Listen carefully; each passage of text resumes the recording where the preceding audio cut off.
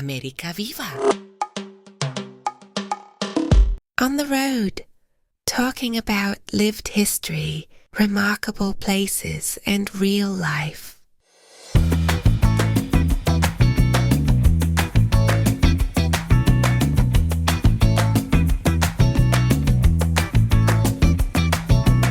Hello, my name is Tom Noga. I am a reporter, filmmaker, explorer. In this podcast, I talk about traveling, or I talk with a special guest about life, culture, and the world. Sometimes far away, sometimes right on our doorstep.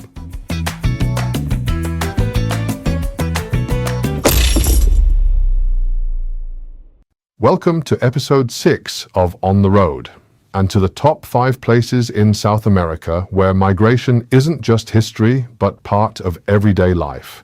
You can see it in the architecture, hear it in the language, taste it in the food, and feel it in the atmosphere. Number 5. Paramaribo, Suriname. Paramaribo is, in my view, the most underrated capital in South America. It sits on the wide Suriname River, just a few kilometers from where it flows into the Atlantic. The city feels spacious, shaped by tropical heat, harsh light, and a mix of colonial architecture and improvised modernity. Unlike many other South American capitals, Paramaribo has almost no high-rises. Instead, wooden colonial buildings dominate the cityscape, white facades, shutters, verandas. The city's history is closely tied to Dutch colonial rule. The historic center is a UNESCO World Heritage Site. One of the most striking landmarks is the enormous wooden cathedral of St. Peter and Paul, one of the largest wooden churches in the Americas. Right next to it stand mosques and synagogues. That immediate proximity perfectly symbolizes Suriname's religious and cultural diversity. After the abolition of slavery in 1863, the colonial rulers brought indentured laborers from India, Java, and China. Today, Hindustanis, Javanese, Creoles, Maroons, and indigenous communities shape the city. Dutch is the official language, but in everyday life you hear Sranantongo, Hindi, Javanese, and of course English. In the evening, people gather at the waterkant. Families sit along the riverbank eating street food that's as diverse as almost anywhere in the world. And what I said in the first episode about Cayenne in French Guiana applies here as well. Where the city ends, the rainforest begins. Number 4, Pozuzo, Peru. I have to admit, personally, Pozuzo would be number 1 for me. So why is it only number 4? Because Pozuzo is off the beaten track in the truest sense of the word. None of the usual South American routes just happen to pass by. On the contrary, getting there is long and exhausting. From Lima, you take an overnight bus to Oxapampa, a provincial town on the eastern slopes of the Andes. From there, you continue by Colectivo along a partly unpaved road for another 4 hours to Pozuzo in the dry season. In the rainy season, the road often collapses or gets washed out. This is not for the faint-hearted. Pozuzo was founded by settlers from Tyrol and northern Germany. Later, Bavarians joined them. For decades, the village remained isolated from the outside world. That's why not only the German language survived here, but also distinct dialects: Bavarian, Tyrolean, even Low German. The townscape looks alpine, but the surroundings are tropical. Cows graze against a backdrop of cloud forest, while the heat hangs heavy in the valley. That contrast, alpine aesthetics in the Amazon region, gives the place its unique atmosphere. Make sure to stop at the Tiroler Adler, a restaurant with a beer garden. It's run by Andres Eck, a great character with plenty of stories who will introduce you to just about everyone.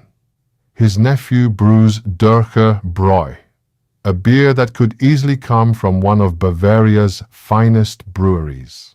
I talk more about Pozuzo in Season 1 of my series Between Dream and Trauma, a journey through South America, available on my websites in German and English.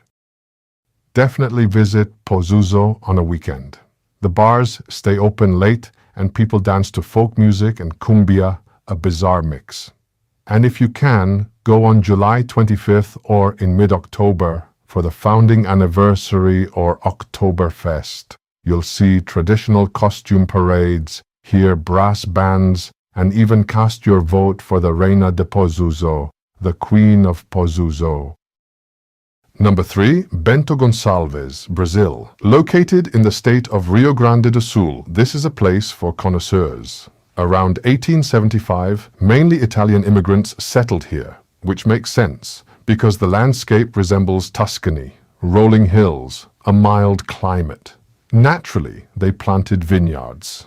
Today, Bento Gonçalves is considered the center of Brazilian wine production. The espumantes, the sparkling wines, are particularly excellent. You can hike through the Vale dos Vinhedos, strolling among vineyards with tastings along the way, cured meats, cheese, polenta, or follow the Caminhos de Pedra, the Stonehouse route, winding past the homes of the original settlers. It looks like Italy, it feels like Italy, it tastes like Italy.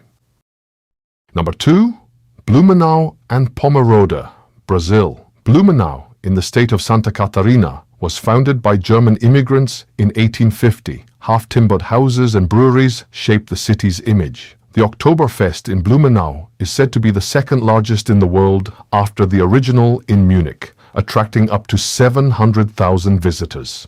Here's my tip. If you're heading to Oktoberfest in Blumenau, stay in Pomerode in a small guest house. Pomerode is considered the most German town in Brazil. Many residents still speak Pomeranian dialects. Architecture and festivals consciously highlight German heritage, traditional costumes, music, brick houses. And above all, Pomerode offers a contrast to Blumenau, quiet, village-like, family-oriented. Bento Gonçalves is about 8 hours by car from Blumenau and Pomerode, so you can combine the two. On the way, you'll pass through Aparados da Serra National Park with its spectacular canyons, and you can make a detour to Gramado, a town with an alpine feel. If you're in Blumenau for Oktoberfest, it's especially worth visiting Gramado afterward, when Natal Luz begins, something between a Christmas market and a Christmas festival. Number 1. Liberdade, Brazil. Yes, I know. Brazil again. But Liberdade, São Paulo's Japanese district, is truly something special. Asian lanterns and Japanese characters define the streetscape. Liberdade is the center of the largest Japanese descendant community outside Japan, with markets, cultural centers, and restaurants. The cuisine reflects that fusion. Sushi with Brazilian ingredients, pastel next to ramen. Nikkei identity is lived reality here. At the same time, Liberdade is part of the mega city of São Paulo. Loud, dense, economically dynamic. Tradition and globalization meet head-on. The best time to visit is at sunset, when the light softens and lingers between the red lanterns and the mood begins to shift. The air is heavy with smells: soy sauce, fried dough, sweet rice, perfume drifting from tiny beauty shops. People move more slowly, they stop, taste, look, laugh.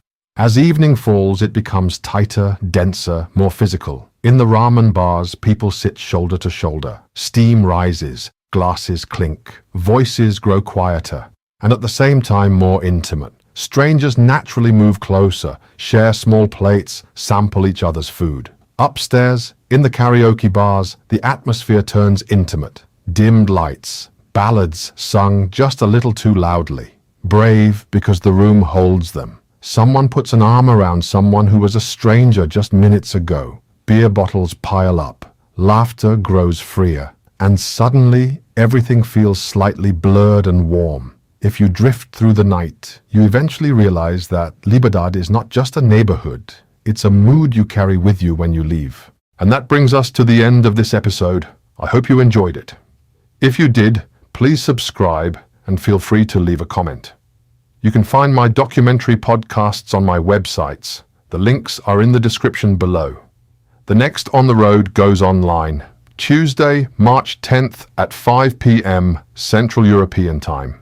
Anyone who knows Brazil understands that timing is always plus or minus a little bit of life. You'll find it on my websites, on YouTube, Spotify, and Apple Music. The topic: is it still possible to travel to the United States? And if so, where? Until then, you're Tom Noga.